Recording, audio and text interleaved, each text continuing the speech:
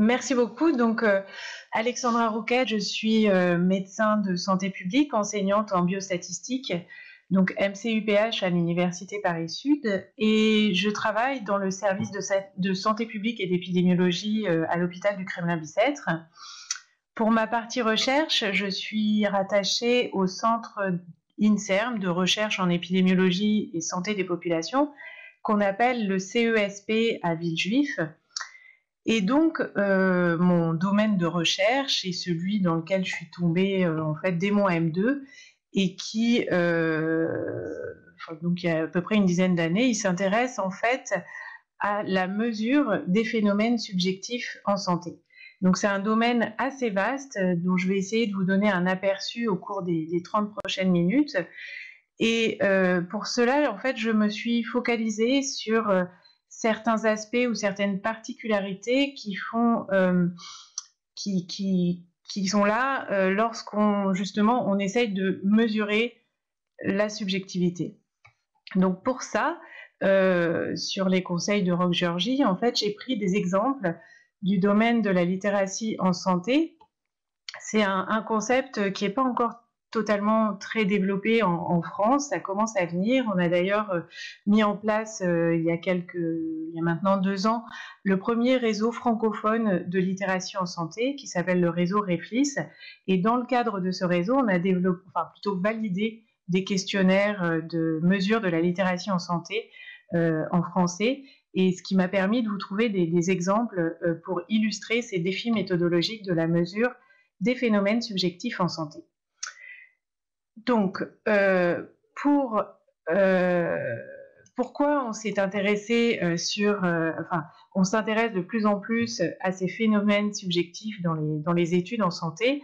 En fait, on va le comprendre en regardant un petit peu l'évolution de la définition de la santé au cours de la deuxième partie du XXe siècle. On est passé d'un modèle biomédical de la santé à un modèle qu'on nomme maintenant le modèle biopsychosocial, parce qu'on va s'intéresser, en plus des facteurs biologiques, aux facteurs psychologiques et sociaux qui ont aussi une influence sur la santé des populations.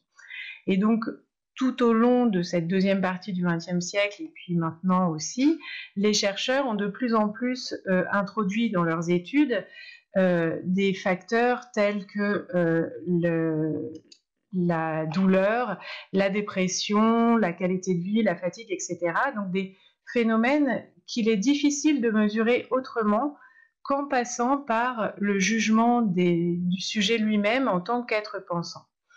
Donc si on voit la littératie en santé, je vous ai mis ici la définition qui a été fournie en 2013 par l'OMS. La littératie en santé, ce sont les aptitudes cognitives et sociales qui déterminent la motivation et la capacité des individus à obtenir, comprendre et utiliser des informations d'une façon qui favorise et maintienne une bonne santé. Et on va voir tout de suite que les instruments qui ont été utilisés pour mesurer cette littératie ont aussi évolué en même temps que évolué la définition de la littératie en santé.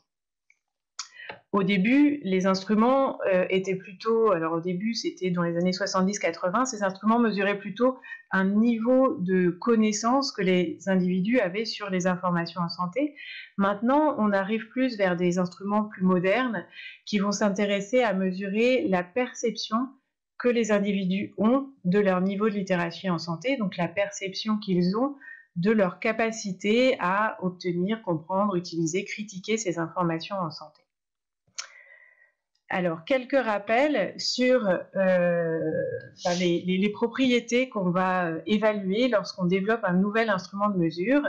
On va vérifier que la mesure donnée par cet instrument est bien valide, c'est-à-dire qu'elle mesure bien ce qu'elle est censée mesurer, qu'elle est bien fiable, donc elle est reproductible aussi longtemps que les conditions de mesure ne changent pas, et qu'elle est sensible au changement, donc elle détecte un changement du phénomène mesuré au cours du temps. Si je prends l'exemple d'une mesure qu'on va dire objective, dans le sens où on ne passe pas par l'interprétation d'un individu pour obtenir la mesure fournie par l'instrument. Donc là, j'ai pris l'exemple du poids d'un individu que l'on obtient à l'aide d'un pèse-personne. Pour vérifier que cette mesure, ce poids fourni par l'instrument est bien valide, ça va être simplifié par le fait que dans les mesures objectives, on a bien souvent à disposition un étalon ou un gold standard qui va nous permettre de vérifier que ce chiffre fourni par le pèse-personne mesure bien un poids, avec cet étalon qui est 1 kg est égal au poids d'1 décimètre cube d'eau à 4 degrés Celsius. Pour la fiabilité, ça ne va pas être trop compliqué non plus dans ce cas des mesures objectives. Ici, par exemple, on va faire monter plusieurs fois de suite un sujet sur le pèse-personne et on va vérifier qu'à chaque pesée, le poids est le même, le poids fourni par l'instrument est le même. Et puis pour la sensibilité au changement, encore une fois, ça va être pas trop compliqué. On peut faire monter le sujet sur son pèse-personne avant et après un repas pour voir si le poids change en fonction du poids d'aliments ingérés. Maintenant, si on passe sur la mesure des phénomènes subjectifs, alors je vais souvent employer cette expression mesure subjective. Certains n'aiment pas du tout cette expression, étant donné qu'ils trouvent ça antinomique en fait, d'associer mesure et subjective, la mesure étant quelque chose d'objectif par nature.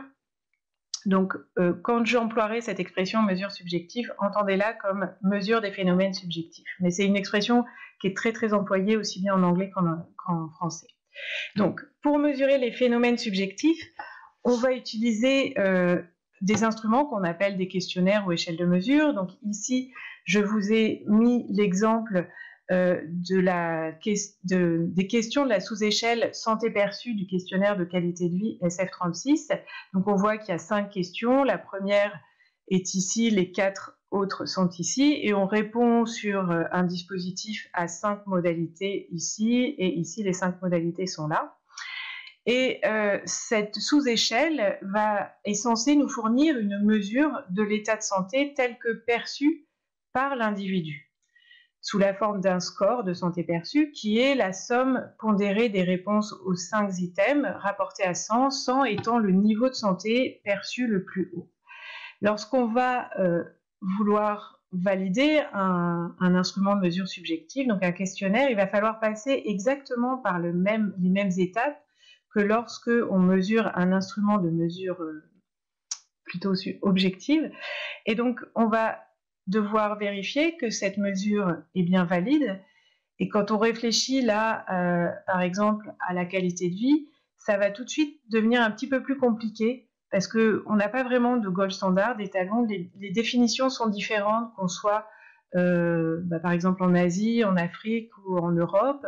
On peut aussi avoir des problèmes d'interprétation des questions du questionnaire différentes selon qu'on est plus jeune ou plus âgé, qu'on soit une femme ou un homme, etc. C'est ce qu'on va appeler le Differential Item Functioning, le DIF, que je vais vous détailler un petit peu plus dans les diapos suivantes. Il va aussi falloir vérifier que cette mesure, ce score, est fiable.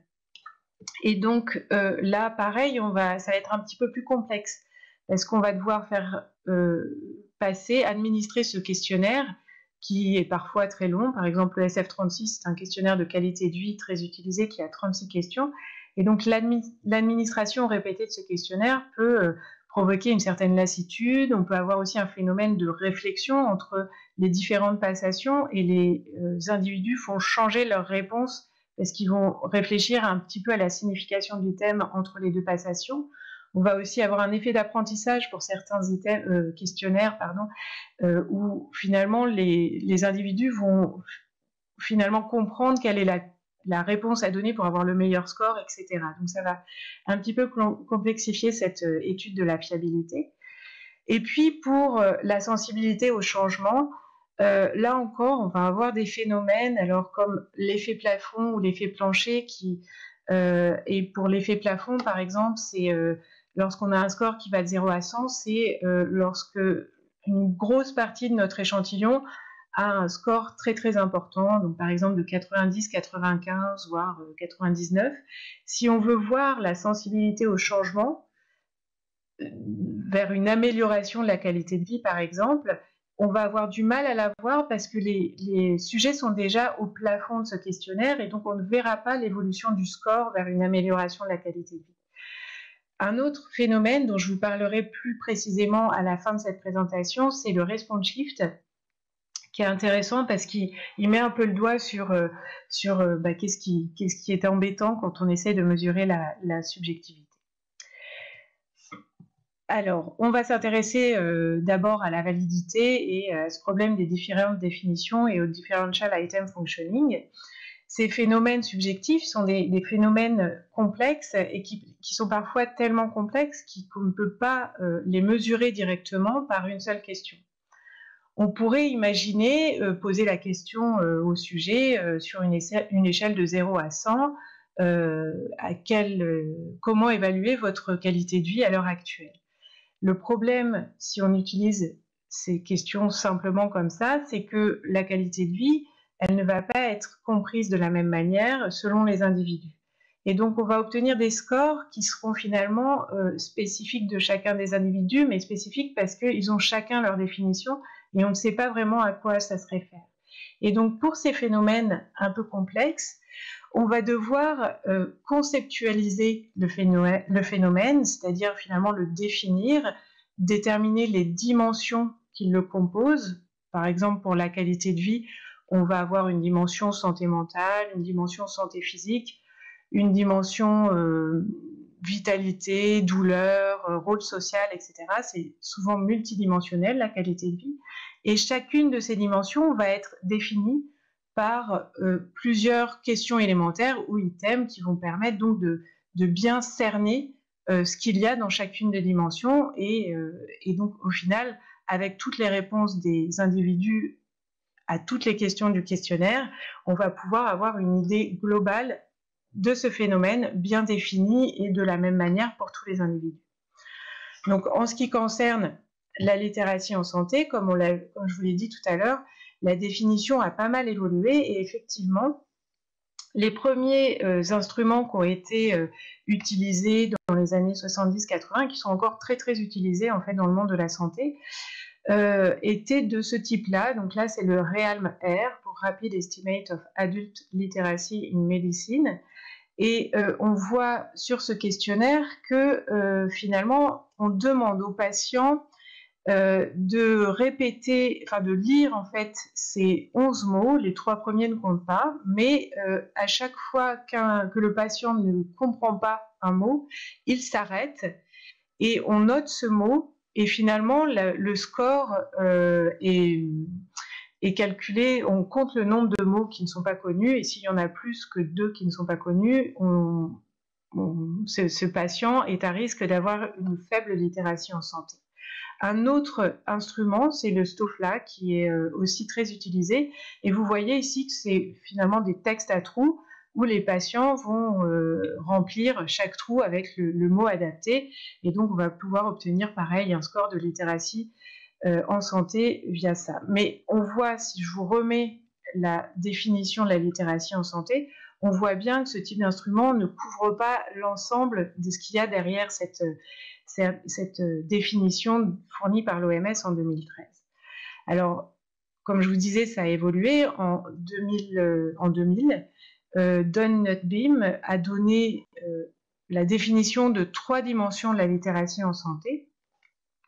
On a la littératie fonctionnelle qui met en jeu des compétences de base, donc la lecture, l'écriture, etc., et qui permettent d'avoir accès aux informations sur la santé. Donc on voit bien que le ReALM-R et le STOFLA que je viens de vous présenter sont plutôt des instruments de mesure de cette littératie fonctionnelle. Par contre, ils vont moins mesurer la littératie qu'on dit interactive et qui utilise des compétences cognitives plus avancées permettant de comprendre ces informations.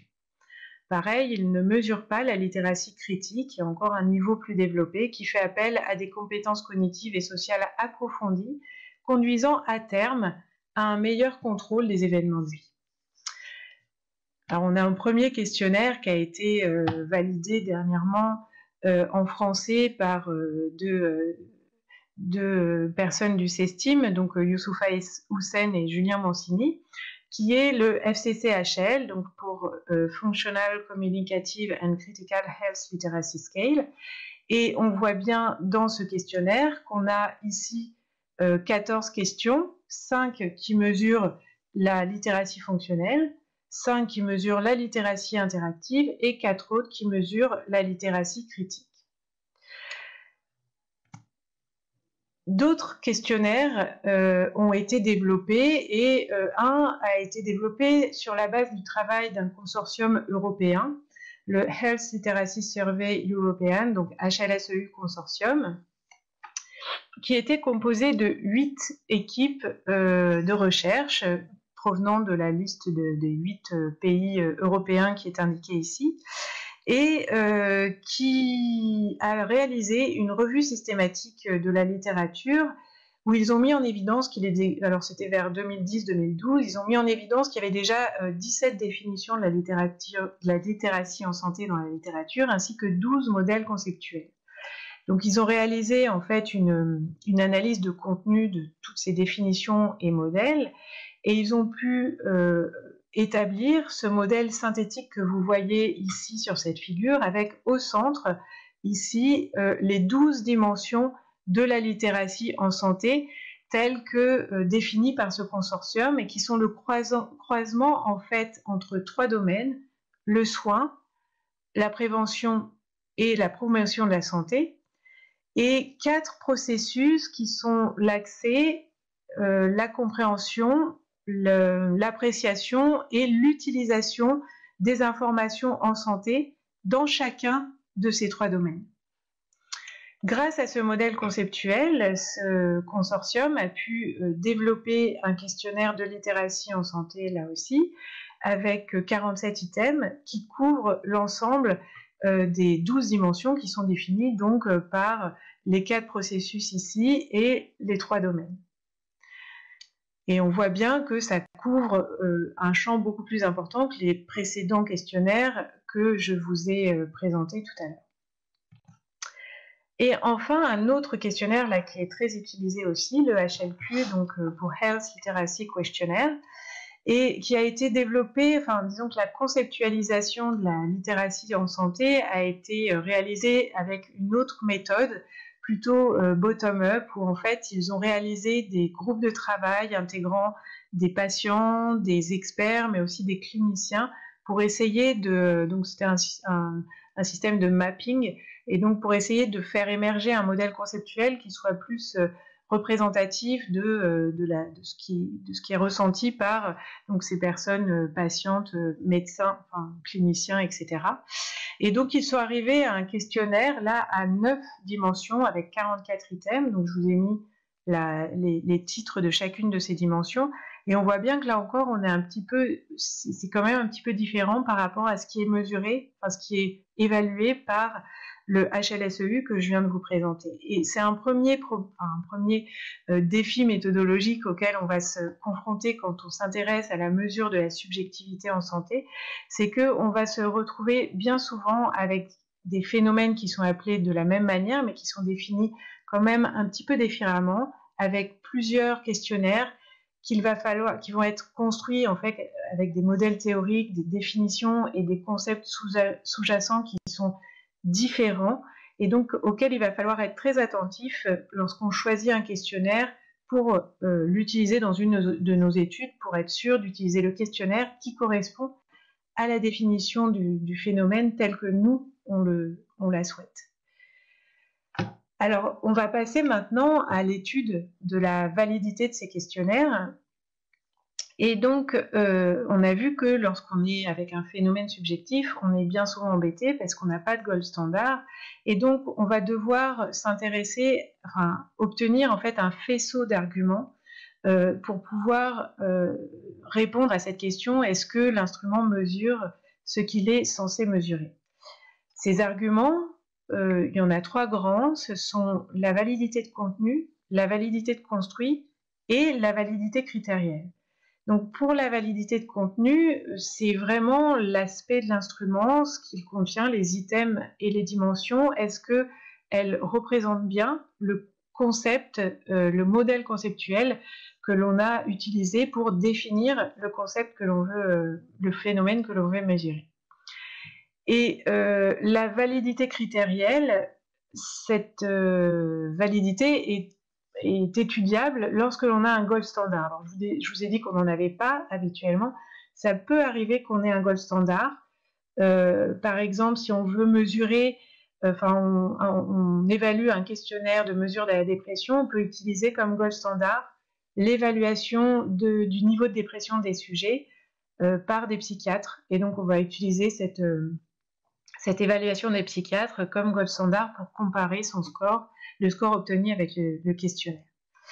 Ensuite, donc nous, en fait, on va s'intéresser aujourd'hui à la validité de construit et principalement, alors, à la validité de structure parce que ça va me permettre d'introduire les modèles statistiques qui sont utilisés et qui sont sous-jacents à la construction de ces questionnaires. Et puis, un phénomène qui est maintenant très important, enfin en tout cas recommandé à vérifier lorsqu'on valide un questionnaire qui est l'invariance de la mesure.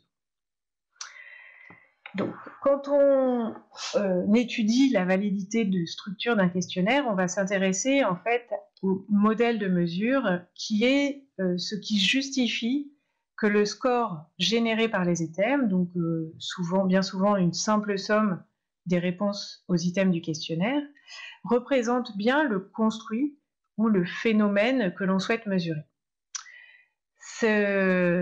Pour cela, en fait, on va décrire les relations statistiques qui existent entre les réponses fournies aux items par les sujets et le phénomène que l'on souhaite mesurer.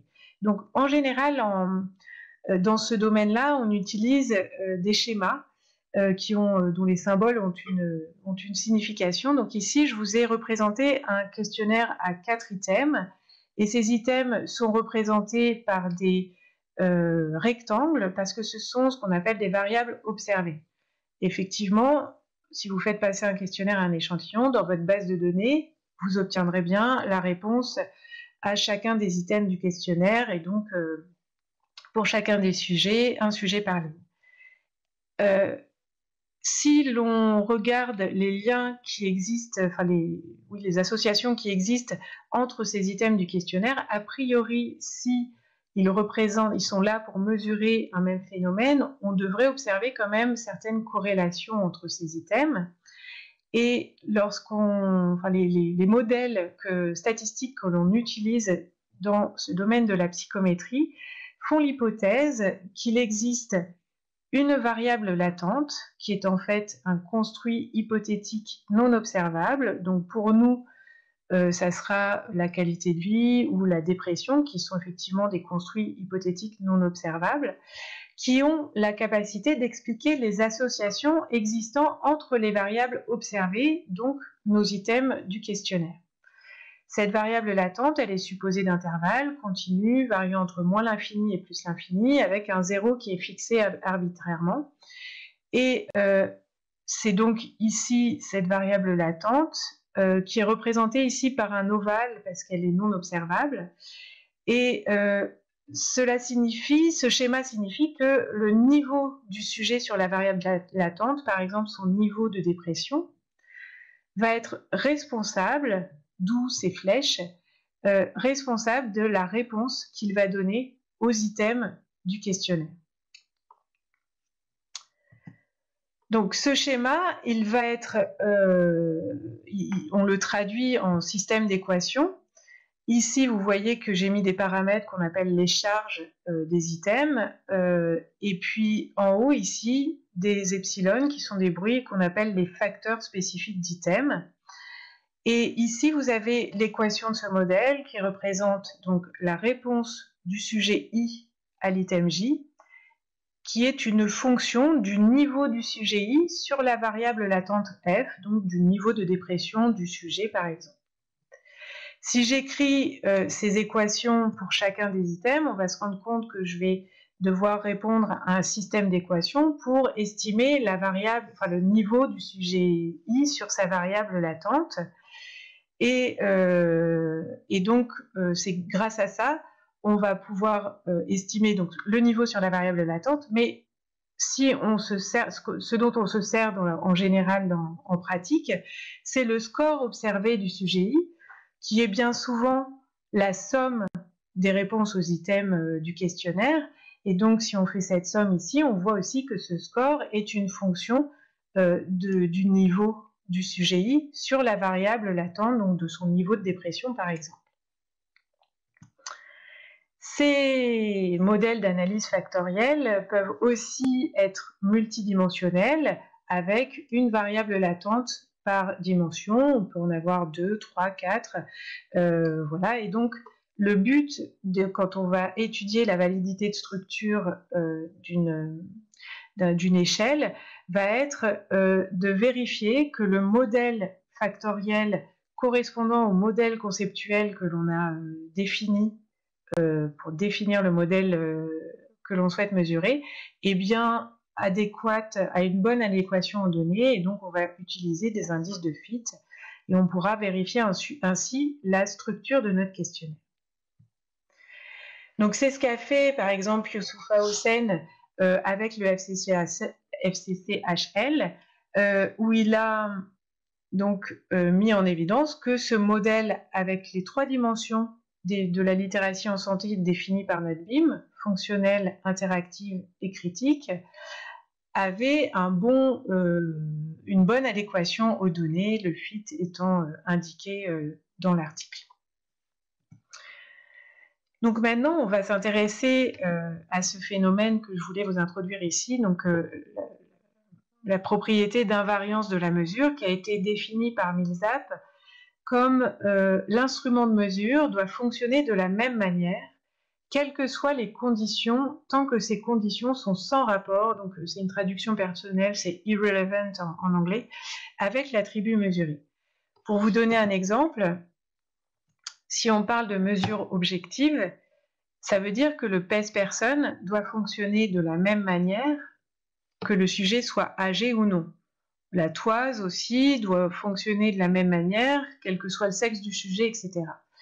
Si on s'intéresse aux mesures subjectives, on va se rendre compte que les questionnaires, les items qui sont contenus dans les questionnaires de qualité de vie, de dépression, de douleur, de satisfaction, etc., peuvent être interprétés de manière différente quand on est âgé ou pas, quand on est une femme ou un homme, quand on a un niveau d'éducation différent, etc.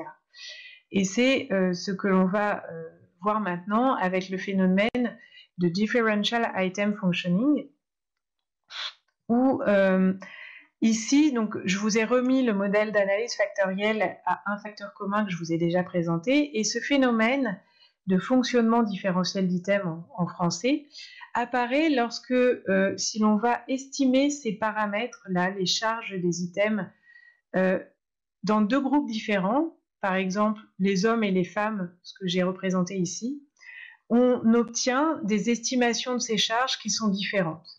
Ce qui veut dire qu'à même niveau sur la variable latente f ici, le score observé au questionnaire sera en moyenne celui-là chez les hommes et celui-là chez les femmes. Et donc, si ces paramètres sont vraiment différents, on obtiendra une différence sur le score observé calculé à l'aide de la somme des réponses aux items, alors qu'il n'y a pas de différence sur la variable latente.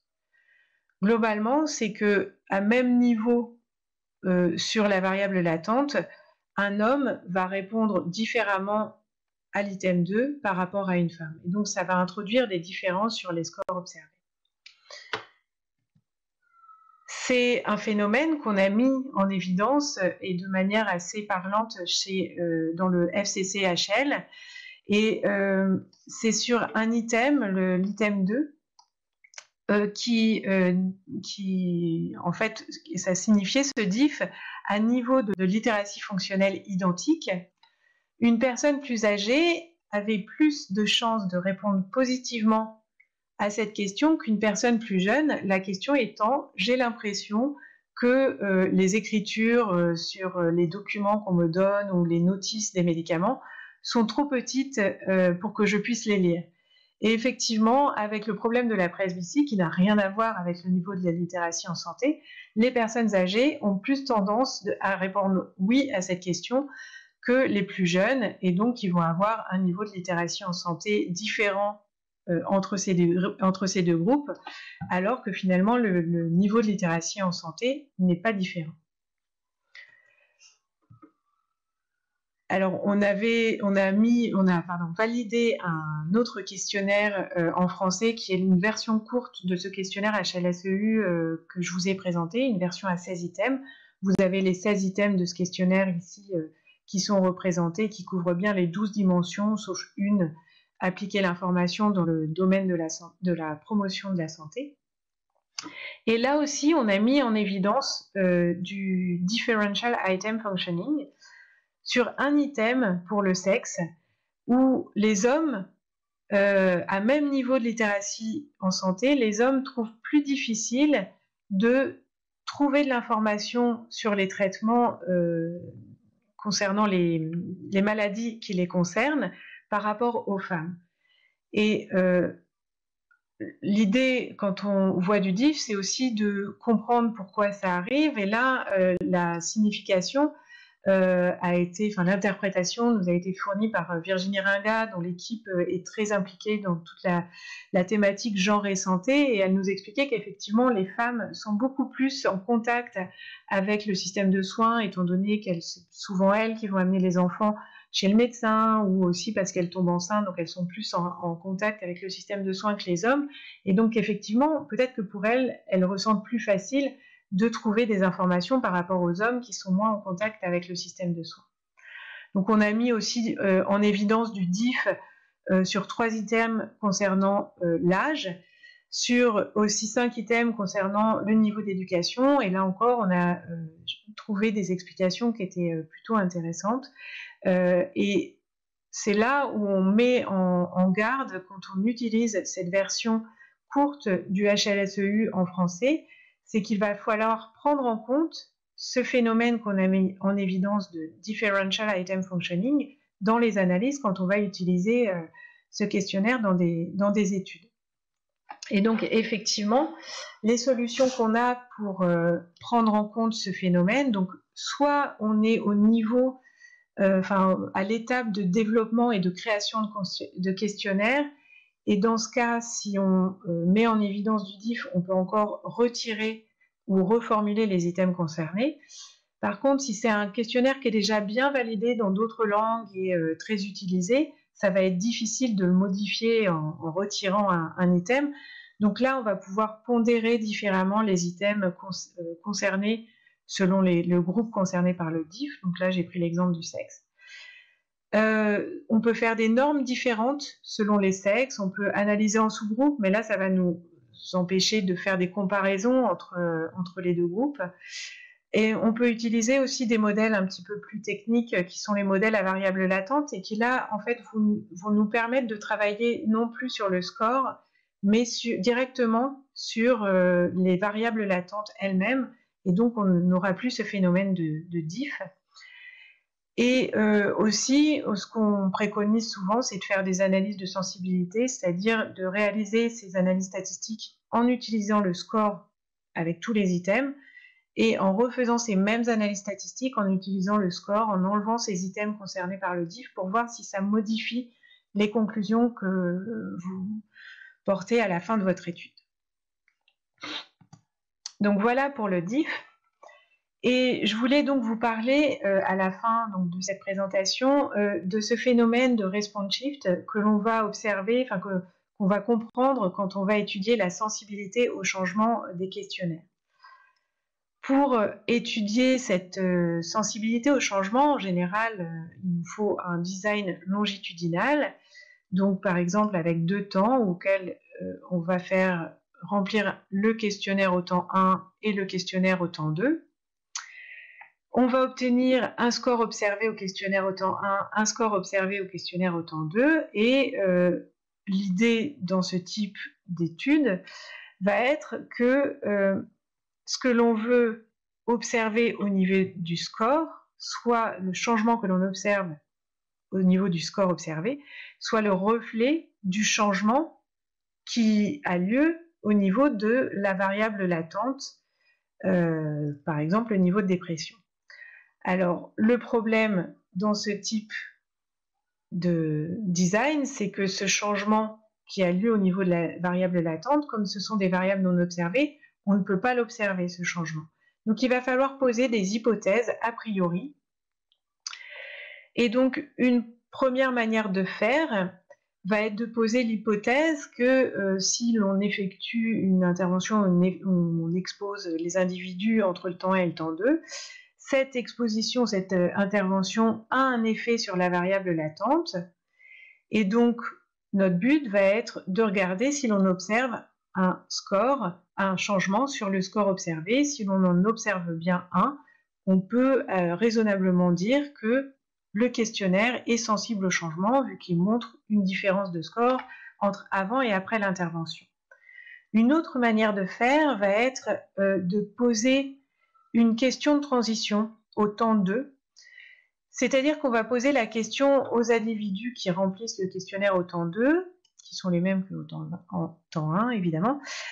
Donc cette question de transition par rapport à la dernière fois, comment évaluer votre état, bien, meilleur, légèrement meilleur, identique, légèrement moins bon, etc.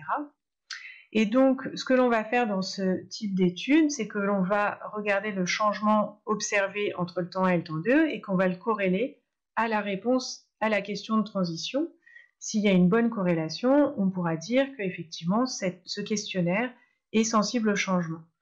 Et là, tout de suite, on se rend bien compte qu'il va y avoir quelques petits phénomènes qui pourraient poser problème dans ce type de design, et même dans celui d'avant que je vous ai expliqué. C'est le biais de mémorisation. Est-ce que le sujet, lorsqu'il répond à la question de transition au temps 2, il se rappelle bien de son état au temps 1? Et aussi ce fameux phénomène de response shift que je voulais vous expliquer, qui se comprend bien lorsqu'on parle, par exemple, de l'évaluation de la douleur dans une maladie qui provoquerait une douleur chronique. Si l'on évalue la douleur à un temps initial où la maladie vient d'apparaître, le sujet va évaluer sa douleur avec les référentiels, son référentiel interne qui est celui avant la maladie où il n'avait pas encore de douleur. Donc avec un référentiel sans douleur, il évalue sa douleur à lui. Et au temps 2, une fois, 3 mois après, etc., une fois que la douleur s'est chronicisée, il s'est adapté à sa douleur et finalement il va changer son référentiel interne et l'évaluation qu'il va fournir de la douleur qu'il ressent au temps 2 va être modifiée parce qu'il a changé son référentiel interne. Et en fait, c'est une adaptation à la douleur chronique. Et donc, on va mettre en évidence ce phénomène de response shift de la même manière, finalement, que on a mis en évidence le differential item functioning. C'est-à-dire qu'on va, ça va survenir lorsque la charge, une des charges d'un ou plusieurs items va être, enfin, la valeur de la charge va être différente au temps 1 et au temps 2. Et donc, on a la même explication que tout à l'heure, à même niveau f sur la variable latente. Le score observé au questionnaire sera en moyenne au temps 1 celui-ci, au temps 2 celui-là. Et si ces deux valeurs de charge sont vraiment différentes, on obtiendra un score observé qui est vraiment différent, alors que finalement, le niveau sur la variable latente est resté le même. Et donc, ce response shift peut être considéré comme étant un biais, mais il est aussi utilisé pour essayer d'expliquer certains processus cognitifs ou plutôt psychologiques qui permettent de s'adapter à sa maladie. Et donc, il y a certaines équipes qui s'intéressent à ce phénomène pour, par exemple, ici, dans cet article que je vous invite à lire, qui est assez intéressant, il s'intéresse aux femmes qui ont un cancer du sein et à la fatigue, donc qui ont une chimiothérapie, et à la fatigue ressentie par ces femmes. Et il montre qu'effectivement, entre le début et je crois 8 mois après, il y a un response shift, et certaines de ces femmes, selon leurs caractéristiques, modifient leur sensation de fatigue, enfin leur référentiel pour évaluer leur fatigue. Et donc, ils expliquent dans cet article que ces caractéristiques peuvent être en fait la cible de certaines interventions psychologiques, etc., pour permettre aux patients de s'adapter aux effets secondaires ou aux symptômes de leur maladie lorsque ce sont des maladies chroniques. Donc voilà un petit peu ce que je voulais vous présenter sur la mesure subjective, enfin la mesure des phénomènes subjectifs. Et donc voilà, je vous remercie de votre attention.